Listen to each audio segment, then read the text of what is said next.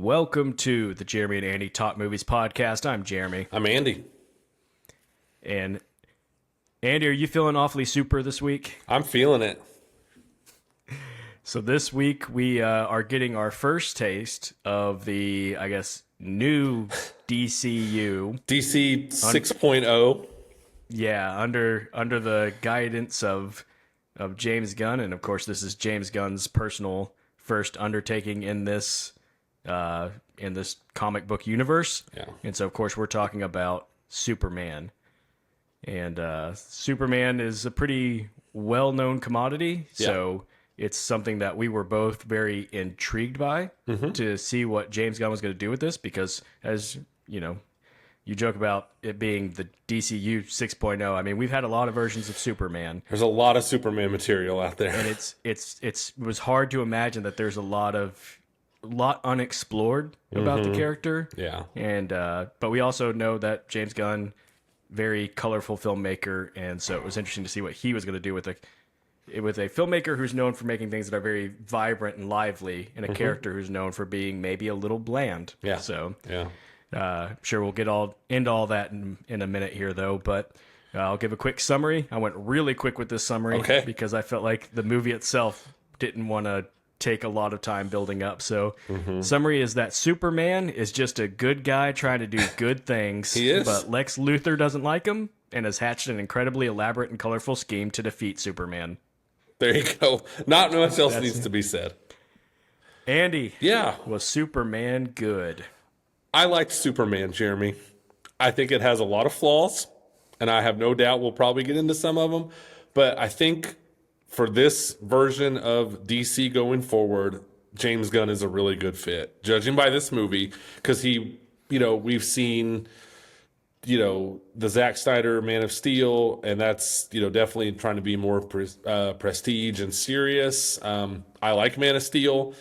I guess that's neither here nor there, but you know what? I just think, I guess what I'm trying to say is I think the James Gunn kind of tone and mood worked, and I enjoy this movie.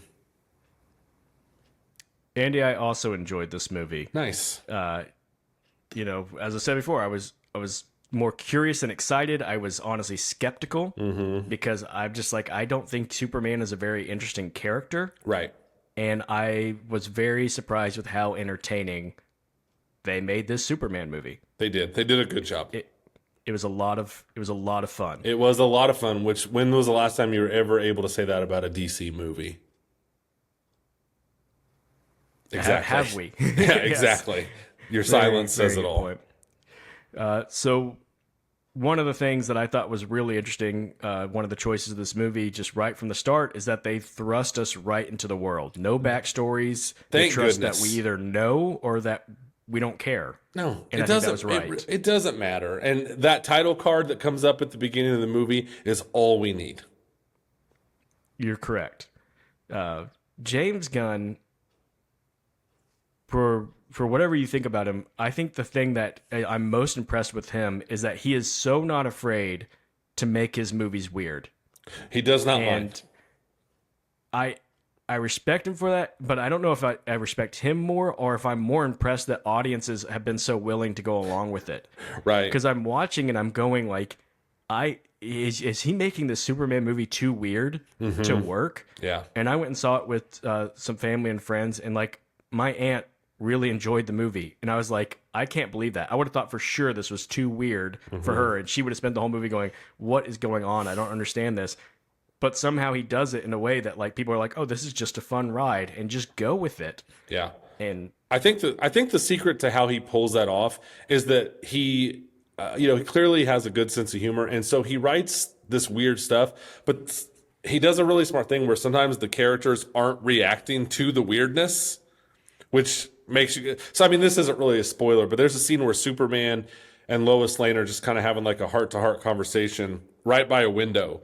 And in the outside in the background, the Justice Gang is fighting this giant, like glowing octopus, right? It's like an eyeball with octopus tentacles or something. Yeah. And Superman and Lois Lane are not reacting to it at all. And so that's what I think that's his secret, you know, and it's kind of the same thing. Even, I mean, you know, you can't talk about James Gunn without talking about Guardians of the Galaxy. It's the same thing where there's a literal talking raccoon and people are just like, oh, okay, there's a talking raccoon, you know, like that's where he makes it work, I think.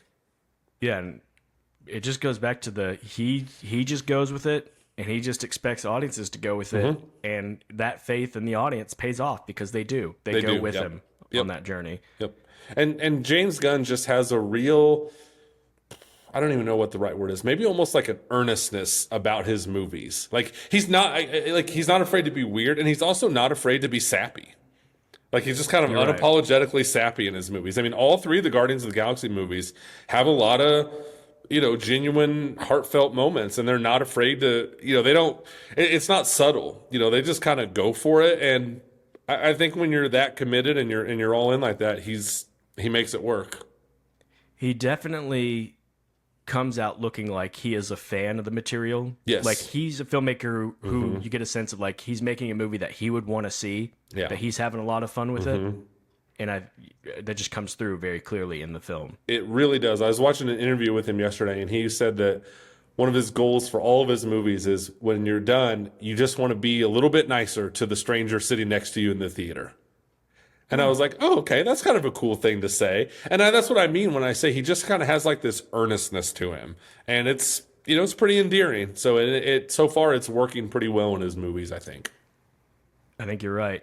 You mentioned how well he does little flourishes of sentimentality in his movies. And of course, you mentioned the Guardians of the Galaxy movies, the movies he's probably most famous for. Do a very good job of that. I don't know if this movie hit quite those levels. I don't think so. I don't think so. And I think in large part because there was a little more backstory and build up with Guardians of the Galaxy. There had to be because we had no history with those characters. With Superman, again, he's banking a lot on like, hey, we all know the main players in this movie. We don't want to build it up too much.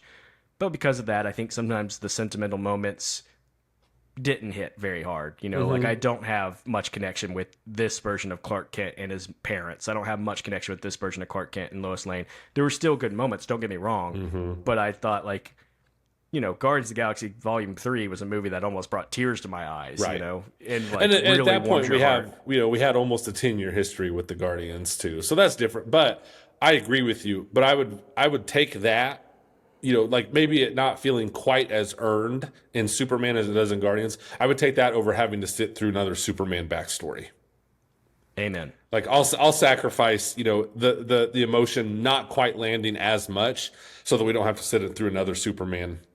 I'll just go ahead and give you a hot take. We don't ever need to see a Superman, Batman, or Spider-Man origin story again. I 100% agree with that. Do not need it. That's, I think, a big part of the reason why Marvel's Spider-Man has worked so well, because we did not have to sit through another origin story. We know it. If you don't know it, you're going to see the wrong movie. Correct. Yeah. So, how would you, Andy, describe the tone of this movie? And I don't even mean that to say like the tone is inaccurate, but like thinking about it, it's a funny movie. It is almost bordering on silly at times. It is sentimental at times. It's action. And I was like, the only way that I can think to describe this movie is colorful. I really can't come up with anything else. I mean, definitely, you know, I know this is kind of stating the obvious, but it's clearly a much, much, much more light-hearted tone than it is serious tone.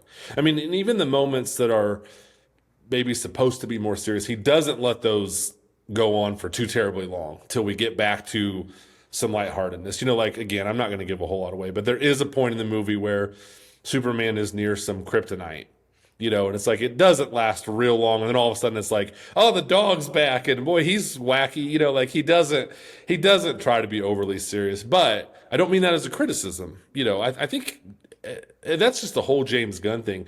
He just, maybe it's just because he does make his movies with such like confidence and love for the material that even when he is going for that silly tone, like it works, I think. Yeah, but just to be clear, like to our audience, when we say like it's a lighter hearted, it's a sillier tone, it's not even as much as like say Thor Ragnarok, which is basically a straight comedy. This isn't like a straight comedy. It's not. It's just a very lighthearted superhero story, Yeah.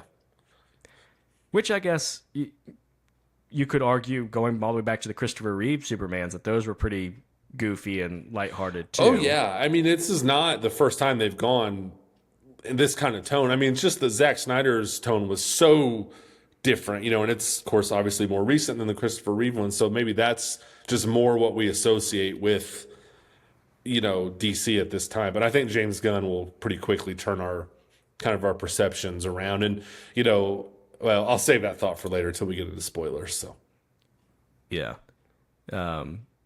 The plot of this movie, I feel like this is something that we've said a lot on here. It's incredibly weak. convoluted. It's weak. Ultimately inconsequential. It's like, if you're really thinking about what's going on in the story, you're like, what? What? Why is that happening? Why? Yeah. That was literally like, why did he need a plan that was so complex? Lex Luthor, Dude, that is. I guarantee you when they do like an honest trailer or something about this movie, they will rip that to shreds. Yes, they Yeah. will. But as I said, ultimately inconsequential. Like, the fact that this plot is ridiculous, the plot doesn't really matter. It It's doesn't. just about hanging out with these characters. Right. Is really what it is. And the plot is ridiculous, but it's not insultingly bad.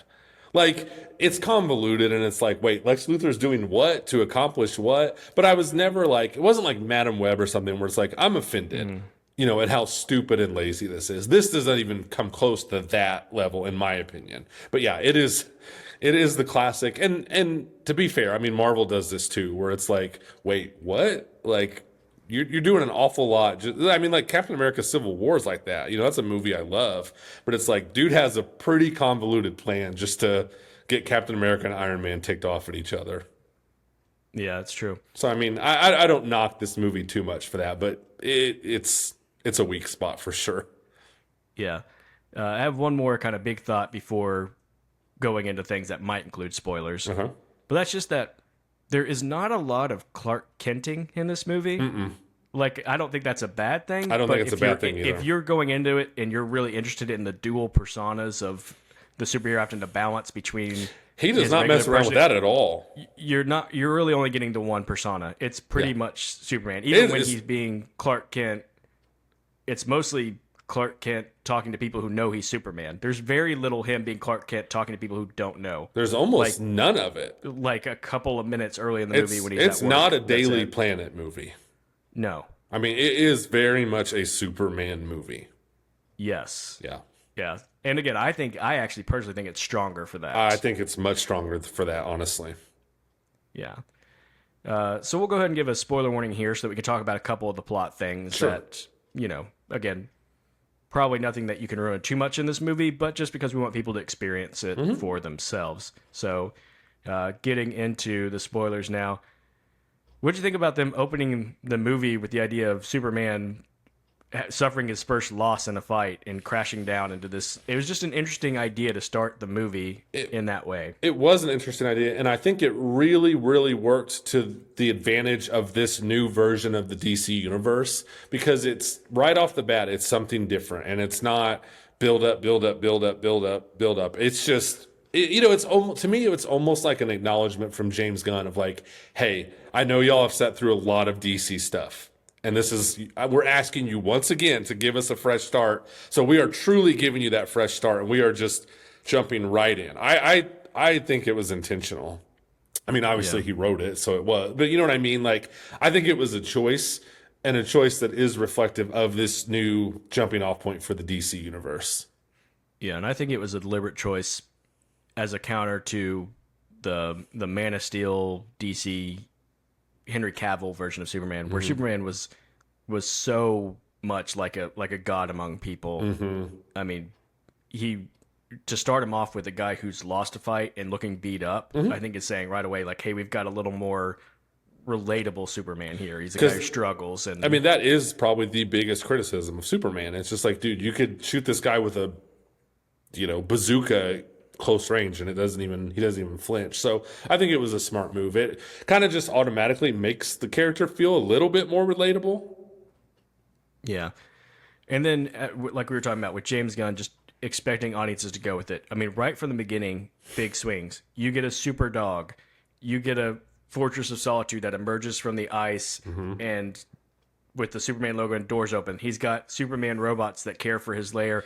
He's just doing all this stuff with no explanation. Nope. You All just sorts have of, to buy how, in. Where does and you just there's yeah, you exactly. Like if you get caught up in how this, how that, you're just falling behind. So you just go, all right, well, let's just go. Yep, let's go. And I honestly I really liked the first like 10 minutes of this movie. I was like, okay, like we're off. I don't need, and again, I like Man of Steel, but Man of Steel is kind of trying to do that like more prestige type, like we're going to give you the slow build and then it's this big moment in the Hans Zimmer score when he does finally take off and start flying and stuff. But this is just like we're cutting right through all that, and yeah, you just have to accept it or drive yourself crazy trying to figure out why and how. yeah, I will say the thing that I was wondering the most was just the Superman robots. Is like, so did he build them? Did they come with them as a kid? Like, Right. what are these? Like, What are these robots? They were funny though, so it worked. that's a bonus. Yeah, I'm definitely not complaining, but it just You're right. Like, where? I just tell me wanted more to about know. these I robots? And then it's a good job of establishing his heroic personality, where he's all beat up. They put him in front of the sun and use those lenses, I guess, that magnify the sun and make him heal faster. But he's only to 85%, and they're like, I "We gotta need to go." get you back to 100." He's like, "I gotta go. I gotta get back in the fight, and people are in danger, so I gotta go." And that's like great. Yeah, it tells you a lot. It tells you everything you need to know about the character. Yeah. So we won't go beat by beat through the movie because we don't need this to be a 2-hour long podcast. Right. But I think the next kind of big scene in the movie is probably the most character driven scene in the movie. It's him and Lois Lane, and he's letting her interview him. And you're just kind of starting to understand this version of the characters and their dynamics. And it was a pretty well written scene, I think. I thought it was a really well written scene, and it took care of just a lot of. We say this all the time on here. Just took care of us having to listen to a lot of bad exposition because they were able to kind of tell you stuff, under the guise of this interview. And yeah, I thought both of them really shined in that, and it really was helpful to get you into, Superman, Clark Kent, like why he's doing it, his frustrations. Like it was a really well written and a really important scene to the movie. It was the first time that I think I actually thought Superman came across as interesting. Mm-hmm. Because there was that frailty, that frustration of like, Yeah. I'm trying to explain myself, but like I'm kind of annoyed I have to explain myself when I'm just trying to do good. And he does come across like a little bit of a goober too. Like, Yeah, I mean, like, like the way he's like, oh, these hashtags and like just his frustration with social media and stuff. But again, I guess you got to give the credit to James Gunn and to the two actors in the scene. But like, it really worked, and it like you said, it made Superman seem just a little bit less one dimensional, which is really important because like I said, that is the big criticism of the Superman character. I'll admit that I was having a little bit of a hard time putting my finger on the Lois Lane character at first, and there's literally a line of exposition that sort of explains it. We're very critical of very obvious exposition that explains things too much, but Superman says it, or she says it, how they're the opposites of each other, how he's like the believes the best in everybody all the time, and she's the skeptical one. And I'm like, that actually makes sense, and that does make them have an interesting dynamic. Yes, it does. And that does explain that the whole back and forth they were having in that interview process. And I was like, that's great. That's the most interesting I've ever thought their relationship dynamic was. Absolutely. And it's like we've talked about before. Sometimes you don't have to reinvent the wheel. You just have to come up with, even sometimes it's just a couple of lines. Like you just said, you believe the best in everyone. I question everything. And then she has that line of like, I was what does she call herself? Like a punk rock kid or something, and it's like, you're not dragging us down in her backstory, none of that stuff, but you're just throwing out a couple of lines that help you understand the characters a little bit. And that goes a long way. Absolutely. And then him trying to say, I'm punk rock too, and I like these bands, and her being like, she goes, they suck. Lame bands. And again, there's your James Gunn humor and getting the actors that can deliver that stuff and make it funny. Yes, exactly. So again, not wanting to go scene by scene, I'm just trying to think of some of the next big beats. I guess we get that Lex Luthor is played by Nicholas Hoult. He's got his lair, and he's obviously manipulating things because when Superman's back in that fight, he's calling out like instructions and controls. B12, A6, Yeah, yeah. and then yeah, He's just like Gunn is not interested. He gives nobody backstory in this movie. I mean, Lex Luthor is Lex Luthor the second he's up on the screen. And again, I mean, just this is an overall theme for the movie. The right decision, in my opinion, completely the right decision. yes, for sure. It is. What am I trying to say? It is kind of a you're right, one-dimensional character. It's again the rich guy's the bad guy that we say is in every movie these days. Yeah. But I mean that's kind of always been the Lex Luthor character. It has. And it's I don't know. I would have liked to seen more out of the Lex Luthor character just because I think Nicholas Hoult is such a good actor. Yeah. But there's so much crammed into this movie. There's just kind of no time for There's just anything not. else. There's just not. And Nicholas Hoult is a good enough actor.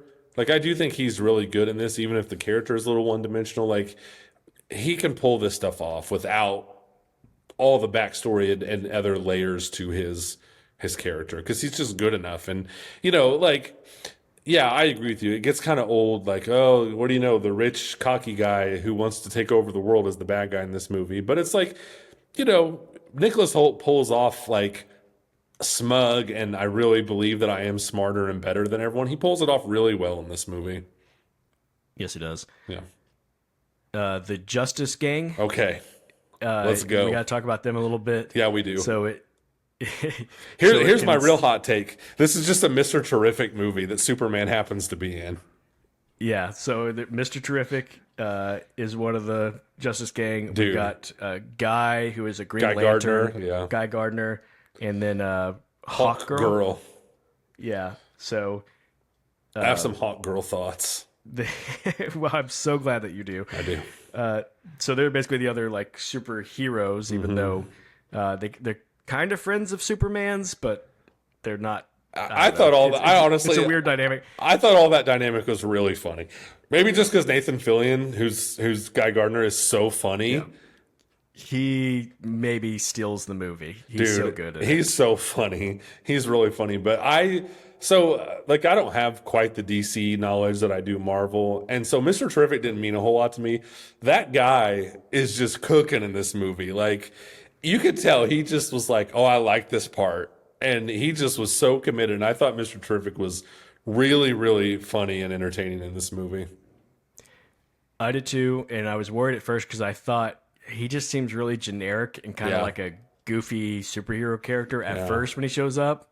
And then, yeah, I should have known better. James Gunn doesn't do just goofy throwaway type characters. And he can take what really just is a goofy throwaway character, or like he can take a character that it's like, well, luckily Mr. Terrific understands interdimensional portals. That really worked out well. But it's like James Gunn just writes characters well. And then, like I said, this guy is just all in. And so it works, I thought. I just thought he was really funny. Yeah, I did a good job. Give me some Hawk Girl thoughts. Okay. She's the worst part of this movie. I mean, she just brings nothing to the table. Not the worst part of the movie, but just brings nothing to the table.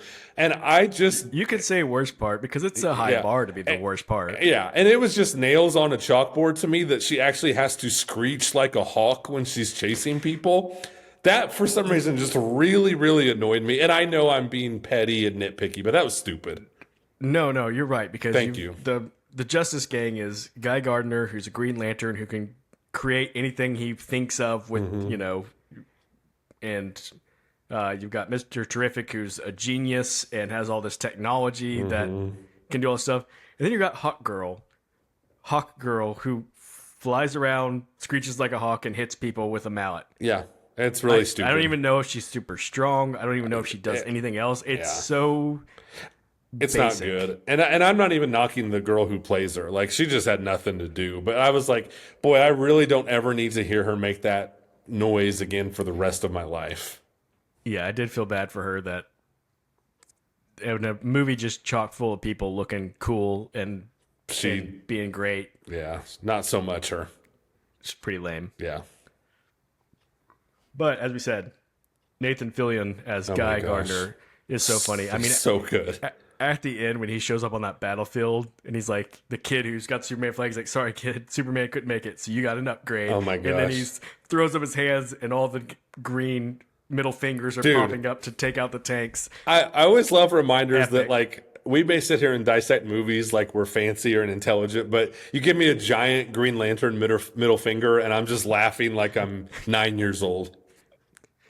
Yeah, That really oh worked. my That was gosh. really funny. So funny. And I thought it was a really great scene when Lois Lane goes to the Hall of Justice, which apparently you just walk right in and go to the Hall of Justice, no problem.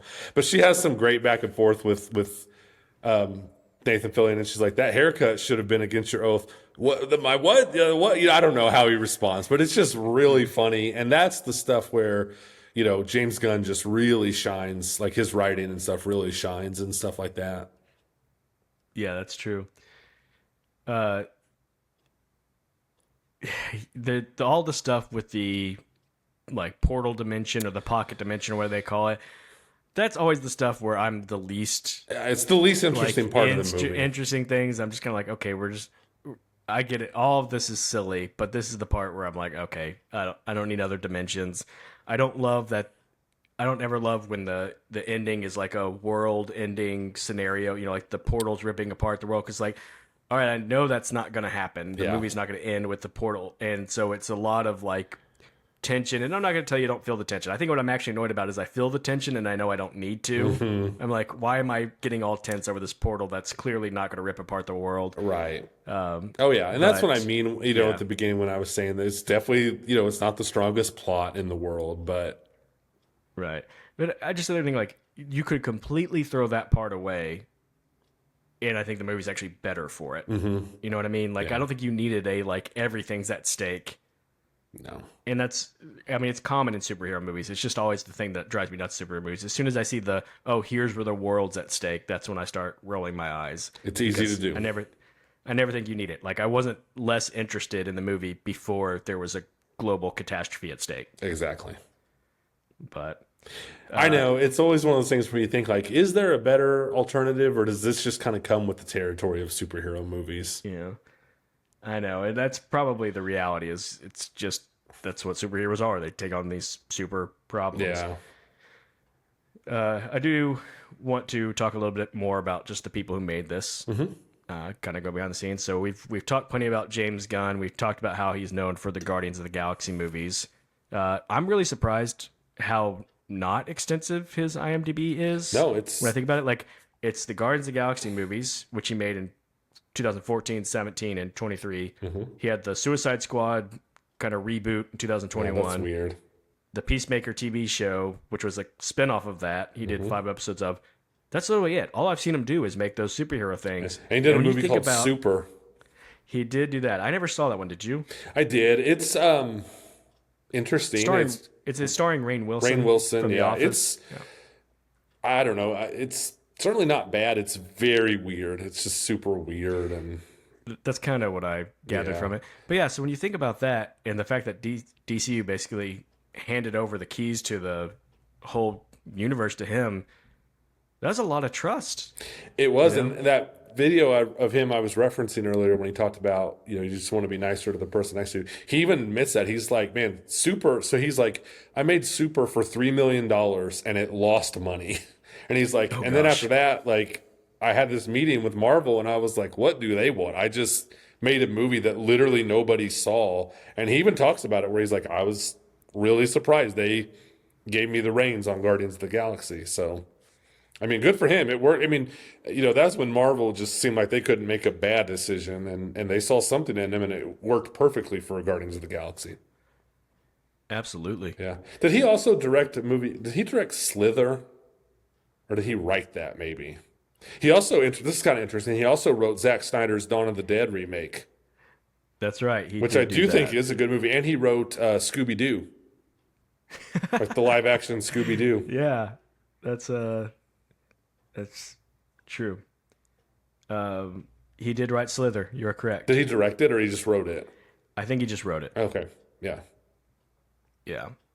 Oh no, he directed it as well. Okay. So yeah, I there enjoy you go. Slither. It's kind of a fun throwback, like 80s kind of monster movie.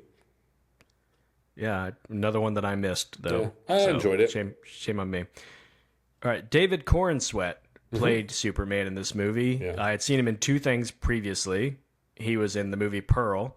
He played like the theater guy Yep. that kind of romances Pearl in that movie, and then he was in the movie Twisters last year. He plays the basically the villain character, More the or guy less, who's yeah. all about making the money and ends up just getting left for dead on the road when a tornado's coming. Yep.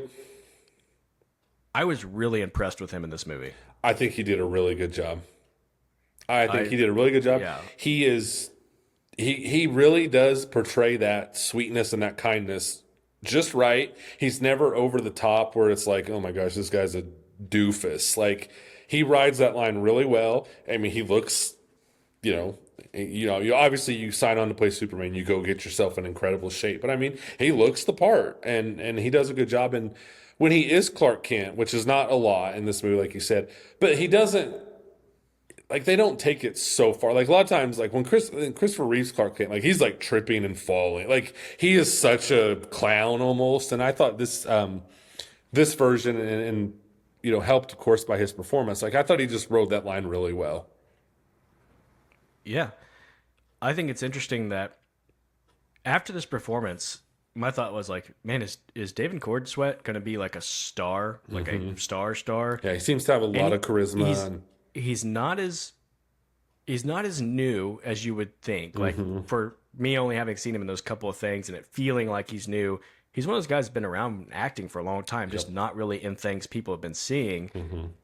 And it's just kind of a reminder that making it as an actor is just as much about that opportunity as it is about ability. Yeah. Like I don't think this guy just suddenly became very charismatic and impressive, but he's finally getting roles that can show it off.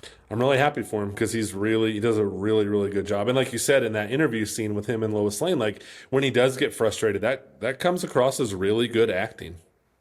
And I think the guy's got to be good because you think about him in this and you think about him in Twisters. And it feels like, the character he plays in Twisters and Superman just have nothing in common. It doesn't seem like it would have been an easy leap.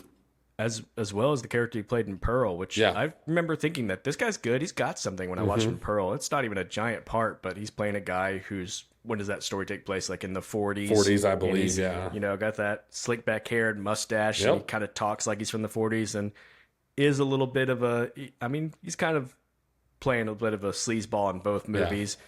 And when you watch a guy who's the only things you've seen him in, he's getting kind of a sleazeball, and then he's playing Superman, like the greatest Boy Scout ever.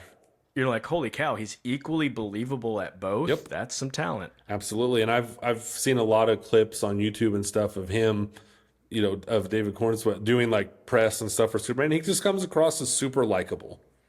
Yeah, that's what I read or heard somewhere, that people said he's basically like the Superman character he's playing. Like he's just a good, likable dude. Yeah.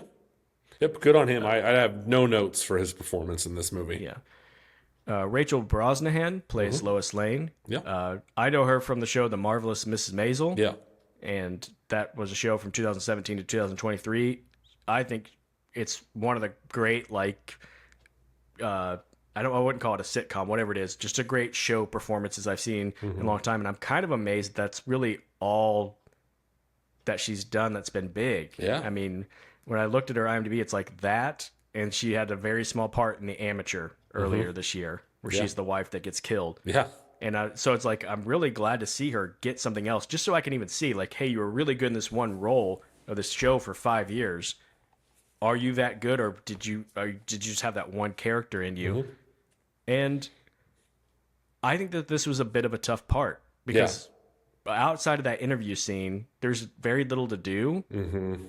And it's a lot of just relying on her to be charming without much to do. We talk about this a lot. It's like, hey, I need you to kind of go on this adventure, and I need people to like you, and you're just going to have to be inherently likable. Yeah. And I think she did that pretty well. I would agree. And I just think of like how hard it would be to act in that. There's a big, very James Gunn scene where Mr. Terrific like puts her in like a force field and he's fighting all these people, and like your James Gunn song is playing and stuff. And she just kind of has to react to that and kind of look around. And it's like that would be so easy for her to look like just a big doofus in that scene. And she doesn't. Like she's pulling that off. And you know, that like it's like we talk about sometimes. You don't think of certain things as being difficult to do acting wise, but that's got to be hard where it's like, hey, you got to pretend like, you know, because obviously it's CGI. It's like you got to pretend like there's this force field around you and you're reacting to this dude and his magical spheres or whatever he calls them beating all these guys up. And it's like, you can't tell me that's easy to pull off.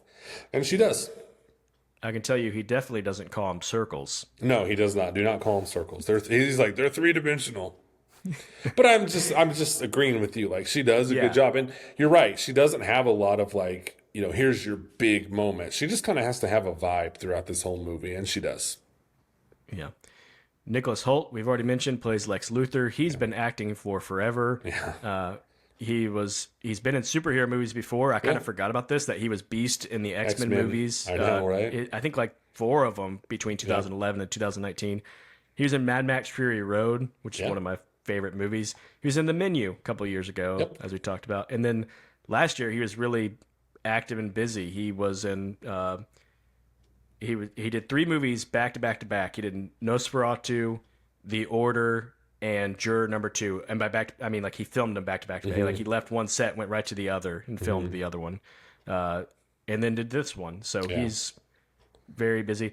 I think he's just a good, dependable actor. Yeah, he's never hurting the material. That's for sure.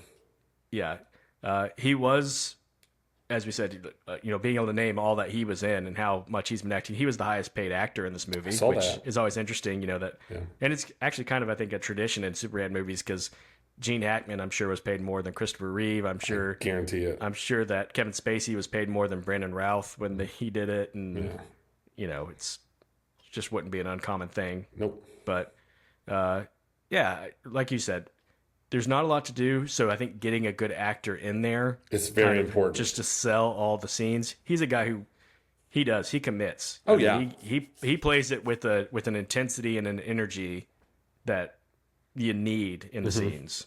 Yeah, and it's kind of just a silly character if you think about it, where it's just like, hey, his big thing is that he's just jealous of Superman.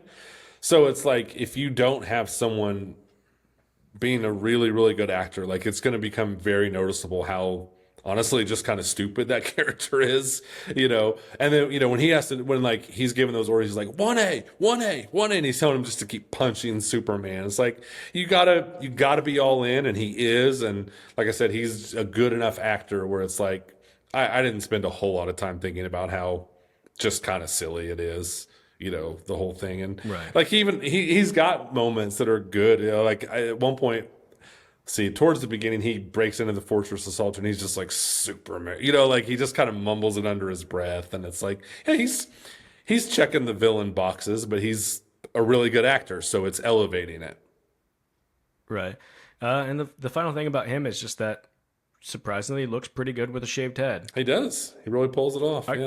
I guess I shouldn't say surprisingly. He's got a shaved head in Fury Road, but he's made to look kind of crazy in that movie. So no, I thought he did a good job. I did too. We won't go through all the cast because, man, this movie really is pretty loaded. There's a lot of people in this movie. You know, two random ones I want to shout out is Michael Ian Black plays like the news guy, and he's just a really goofy comedian that's been in a lot of like sketch comedy shows or like Wet Hot American Summer. And just every time he showed up, I just kind of snickered to myself, like, it's Michael Ian Black. What is he doing in a Superman movie? But of course, he'd be in a James Gunn Superman movie. Of course, it makes sense. Yeah. And then I just love the fact that one of the Superman robots is voiced by the great Alan Tudyk, who does all sorts of voice work, but. Yeah. So that was pretty cool. Yep. Andy, this movie's been pretty well received so far. Yeah, people like it, don't they?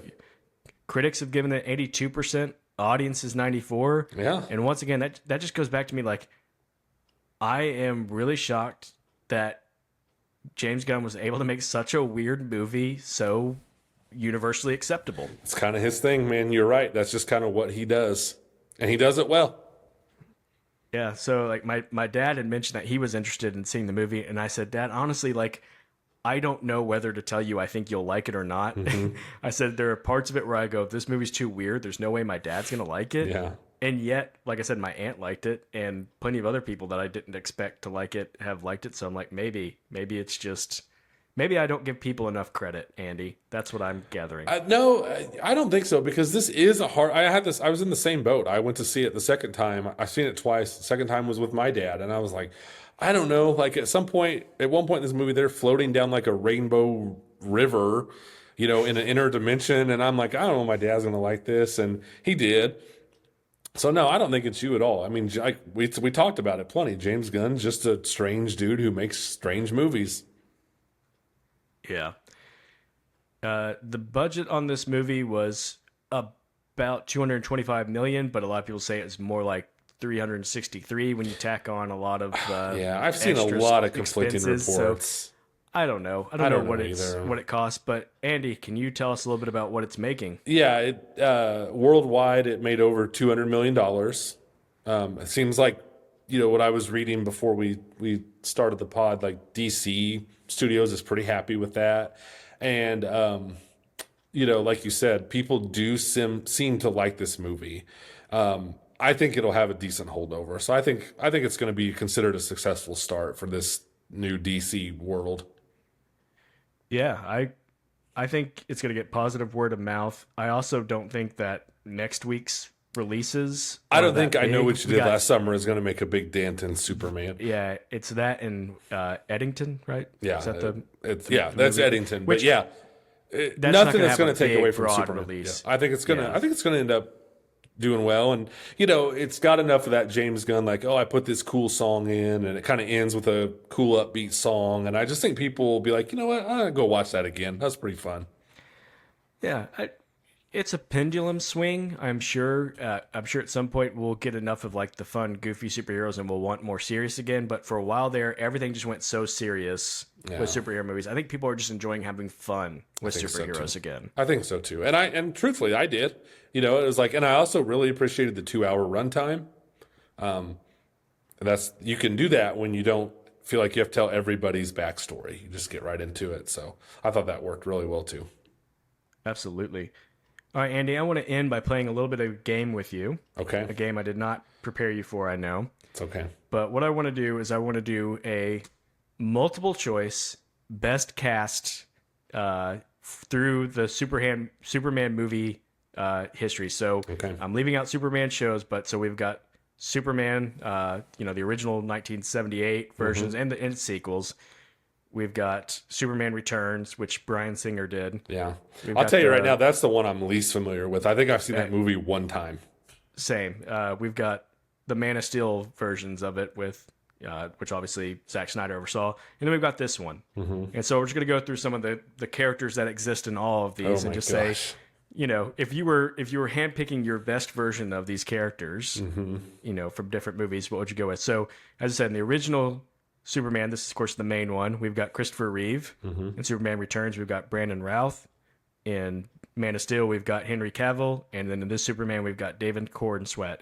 Who would you take as your top choice Superman? I'm going with my guy David. I really am. I think this is the most, I'm like you, this is the most interested I've ever been in Superman Clark Kent. I was surprised that I actually had the same conclusion. I was like, I think this is my favorite version of Superman. I think so too. And this is going to be a weird thing to say. I think a better version of Clark Kent, even though we barely got any Clark Kent. I think the Clark Kent stuff was the hardest stuff about the Henry Cavill Superman. I think so too. They really struggled making him a good Clark Kent. They did. By the way, I love Henry Cavill. But I do too. I do think Henry Cavill was a good Superman. He just had bad movies, other than Man of Steel, which is good. By the way, just a super quick shout out to the makers of this movie for finally explaining the glasses. And why no one realizes Clark Kent and Superman are the same person. Thank you so much. That's been driving me nuts for about 86% of my life.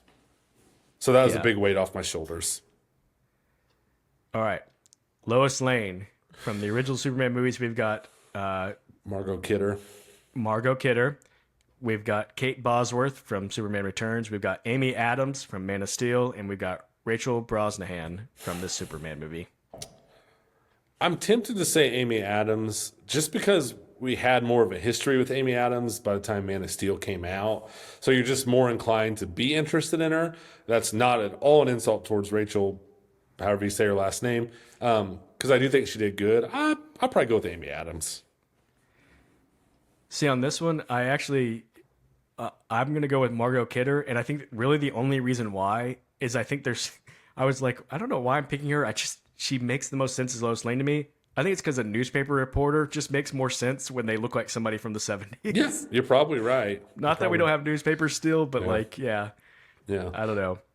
No offense to Kate Bosworth, but not a chance I'm picking her. I'm with you. Like, there's not going to be a lot of Superman Returns No, that's representation. Although, an all-time forgettable movie. all right, but speaking of that, Lex Luthor, we've got Gene Hackman, we've got Kevin Spacey, we've got Jesse Eisenberg, and we've got Nicholas Hoult. And I know you're going to pick Eisenberg. My answer is literally anybody other than Eisenberg. That was a terrible character and terrible casting. I'd probably go Nicholas Hoult. No offense to the late Gene Hackman, but that his version of Lex Luthor was always a little goofy. I do like Nicholas Holt's version. I like his intensity and stuff, and it was kind of less clownish. So I'll go Nicholas Hoult. I'm going to take the controversial pick here. You're going And I'm going to Spacey? say Kevin Spacey. And I think the reason why Spacey's just, I think he's an all-time villain in movies. Like, he just got that presence about him. Possibly in real life, too. And I think that's the thing. I think he's just so believable. And I think his age when he played it as opposed to Holt's, there's something about, I mean, both Eisenberg and Holt playing like younger Lex Luthors. Yeah. I just always like my Lex Luthor a little older because you get that maybe he's a little more smart and seasoned and craftier than Superman because he's got the age and experience on him. Fair enough. As long as we can both agree it's not Eisenberg. No, that was a disaster. Bless Eisenberg. I mean, he made some choices. He was trying to do something different, but sometimes big swings just result in big misses. That was just dead on arrival. Yeah, that was bad. Yeah. All right. This one is it's a pairing thing, so it's Ma and Pa Kent together. So in the original, we got Phyllis Thaxter and Glenn Ford. In Returns, we've got Eve Marie Saint. There was no Pa in that one, so she's by herself. She's riding someone. In Man of Steel, we've got Diane Lane and Kevin Costner. And in this one, we've got Neva Howell and Pruitt Taylor Vance. Yeah. I really like the sweetness kind of James Gunn's version, but I'll probably go Costner and Diane Lane. I think they leaned a little. I mean, how could you not? I think they leaned a little heavy in this in this 2025 Superman of like how like country and hillbilly the parents are, to the point where it's like the mom's almost kind of hard to understand. She has like such a twang. Yeah. It felt a little heavy, but I will say I did think that was a sweet scene between Paul and Superman, or that was the best bit of sentimentality. That was the best bit. But I'll go Costner, Diane Lane. That's good casting. Yeah, that was great casting, and also just it kind of makes sense in your head. You're like, of course, Superman had a great dad like Kevin Costner, who you know raised him right and made him a strong, confident young man. Of course. So yeah, that's a good one. Jimmy Olsen. So Jimmy Olsen in the original was played by Mark McClure. In Returns, he's played by Sam Huntington. In Man of Steel, he was Michael Cassidy, although he was only in it for a couple seconds before being killed. And in this one, he was played by Skylar Gisondo. I'll go with this one, I guess, because none of them honestly are really good or interesting. And honestly, like that was a little bit of a weird kind of side trip in this movie. And the new one, like Jimmy Olsen and Lex Luthor's girlfriend kind of having a thing. That was a little different. Yeah, Jimmy Olsen being like a real ladies man. Yeah. I guess. I guess they did get some laughs out of it, where like Lois Lane's like, what? Like, how are you doing this? But that was a little odd to me. So we'll just go with this one because why not? I mean, even, that first time I thought, oh, they're all like, they're trying to say that Clark Kent's like secretly like all the ladies love him, right? Oh no, they were talking about Jimmy, the goofy Jimmy Olsen character. He was in a show called the Santa Clarita Diet that I really enjoyed him in. He plays a real goofy character. Yeah. But actually, this is another one. I'm actually going to go with the Superman Returns, and for no other reason than Sam Huntington just has what I would call Jimmy Olsen face. There you go. He just looks the most like a goofy kind of reporter kid. Fair And enough. that's all I'm banking on. This next one, we're starting to get into characters that don't matter as much, but I just like some of these names we're going to compare. So Sure. Perry White, who plays the head of the Daily Planet, and the original was Jackie Cooper, and Returns was Frank Langella, and then we had Lawrence Fishburne in Man of Steel, and Wendell Pierce in the new one. Any of those? I'm gonna go with my guy Larry Fishburne. It's so hard to go against Lawrence It is. Fishburne. This is another one though where I was like, I almost want to pick Jackie Cooper, the original guy, just because again, head of a newspaper guy, you just put a guy in the 70s and Yeah. it just looks right to Yeah. me. I love all these people though. I actually do love Wendell Pierce in this new one. Yeah, I And thought he he's good. chomps he chomps the cigar really well. He I'll give does, him and that's really what you need to do for the part. But it's hard to bet against Lawrence. that. Yeah. I don't think I really made a pick there, but that's okay. This is for you, Andy. I'm making you make the picks. Thank you so much. Final one I'm going to make you do is Jor-El. That's Superman's biological father, because some heavy hitters involved in this Big one. time. We got Marlon Brando from the original. In Superman Returns, we've got CGI Brando, because they just kind of threw his face on some crystal or something. I know we won't be picking that. We got Russell Crowe in Man of Steel, and then we got just a little bit of Bradley Cooper in this one. Dude, what a random cameo. I know. I like Brando because he's the Godfather, but he is just so weird by that point in time. I'm gonna go Russell Crowe. That's the right answer, I Yeah. think. I think Crowe really brought something to that part. Yeah. That's one of my favorite things about Man of Steel is I think the Crowe as Superman's biological father and Costner as his adopted father, they both just played the parts really well. Crowe just had that I'm from Krypton and I'm really important. powerful, sophisticated, and important. Yes. Yeah, he just has that air about him. And then Costner has that I'm from Kansas, I'm a farmer, but It was a nice, I know like right a and wrong. contrast. Yeah, it was a good job with the casting. So, yeah, I think that's cool. So I think there's we my got, Superman dream team. there you go. But I do think it's the most telling that our Superman himself that we took was from this Superman. I think so too. Yep. Kudos to him once again. He did a great job. Absolutely. Well, are there any other Superman thoughts you wanna share? I didn't give you a chance to put a bow on this before we wrap No, up here. otherwise I'm just going to start repeating myself. I had a good time. They're off to a good start, I think, for this new DC. And we didn't get into this much, and we don't have to because it's very brief. But next summer we have a Supergirl movie coming out.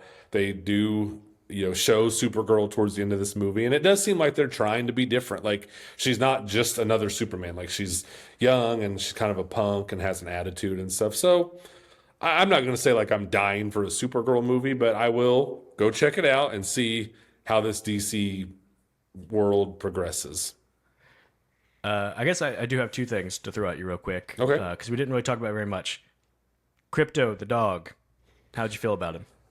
Oh man, I think if it wasn't in the hands of James Gunn, it could have really derailed the movie.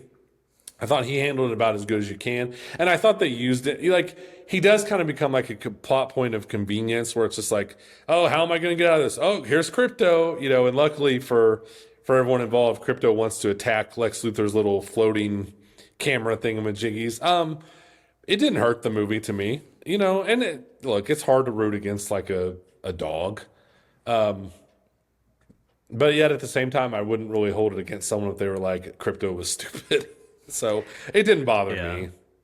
I thought they overextended the Crypto thing. I They- could have used yeah, about they might 50% less Crypto. Yeah. But having said that, every time Crypto did something that people got a I was reaction. with laughed and enjoyed it, most Yep. people in the theater seemed to be enjoying it. And I was like, it really is almost a cheat code for directors because people Just love throw the dog out there, dogs. put a cape Yeah, on him. Yeah, Exactly. I'm not like team Crypto, but it didn't ruin the movie. I'm just kind of neutral on it. Yeah. And the other thing I wanted to throw out there is this movie felt to me, and I'm curious your thoughts, very much like the Matt Reeves Batman and this can't be connected. It felt too different. It's so different. It's completely different. It would feel, it'd be like putting a square peg in a round hole to me to try and cram these two movies, together. Of course, that's assuming we ever get a Batman 2, a Matt Reeves Batman 2. It's true. Yeah, they don't feel like they have any relation at all whatsoever.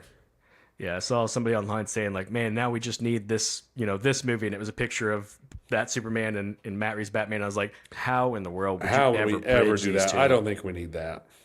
Yeah. Yeah. And that's okay. It's not like I'm sitting there thinking we need to pair up every superhero, but the reality is that those are the two mainstays of the DCU, Indeed. and it's the two ones that have movie franchises going right now. Yeah. So I mean, we'll see, I guess, but it doesn't seem like it would be a good fit to me, but who knows? What a twist that would be, though, if like James Gunn got full creative control over Matt Reeves' Batman, and all of a sudden he just started becoming, he's like dancing around to like some of those songs like James Gunn likes to put in. yeah, I guess what it does leave the door to is, there's a lot of theorizing that he was just going to make that Batman something totally different and have his own Batman. And hasn't he talked about that? Like when he first took over, like DC was such a mess. He made like a 10-minute long YouTube video and like mapped a lot of this out. I should probably rewatch it because I think he referenced that where, I don't know, it's a mess. We'll see. But, as far as like, hey, was this a good start? Good enough for me. Like I said, I'll give it a shot. Absolutely. Yeah. Well, Andy, the next time that we'll be together, I guess we'll have two new movies to review that, like we said, aren't going to be quite as big as the last couple that we've reviewed, but we do have Eddington coming up, which I think is a little bit of a curiosity for me. Same. I don't know that I'm very, very excited about it. And then I Know What You Did Last Summer, which I'm going to give it the Megan 2.0 approach of this is either going to be really dumb or a lot of fun. Oh, man. I'm hoping it's a lot of fun. I am too, because if it's not, it might turn into a Madam Web type situation where we just rip that movie apart scene by scene. Yeah, I just have Which one can make question, for a fun Jeremy. podcast. What did you do last summer? Ooh, Probably podcasted with me. it's exactly right. That's exactly what we're doing right now. That's the big thing in that trailer where I was like, this might be terrible. Like Jennifer Love Hewitt has that line, and it's just really, really bad. So we'll see. I'm gonna go see it. We'll see. Yeah. My thought of why it might be really bad, besides that line, is that they show us that one kill pretty much the whole thing in the trailer, and I'm like, that's something you give away if you don't have faith that people are going to come see this movie unless you show them the best part. It really feels like they don't have a lot of confidence in the movie. And I've seen the trailer like 4 times now at all the movies I go see, and never once have I been like, you know what, this looks kind of interesting. Like, and I mean, I'll go into it with an open mind, but if I just had to judge from the trailer, I'm like, there is not one interesting shot, line of dialogue, visual, nothing about this trailer is interesting at all. And yet, I will not be surprised if it does great business because people just love the nostalgia people of things love that nostalgia. were even bad back in the early 2000s. I mean, for goodness sakes, right now, both Creed and Limp Bizkit are headlining huge tours because people are either ironically or unironically rediscovering their music and loving it. And this could be the same thing. It could be. It could do great business, and we could be like, are people loving this? Or are they ironically going to see this? I don't know. We'll find out. Yeah. But so please join us for that one. Yeah, and we will be yeah. back together someday. Someday. Just a couple more weeks, really. I mean, we're flying right through the summer, so 3 or 4 weeks probably. Summer's going too fast. It is, yeah. But until then, we'll see you next time. See ya.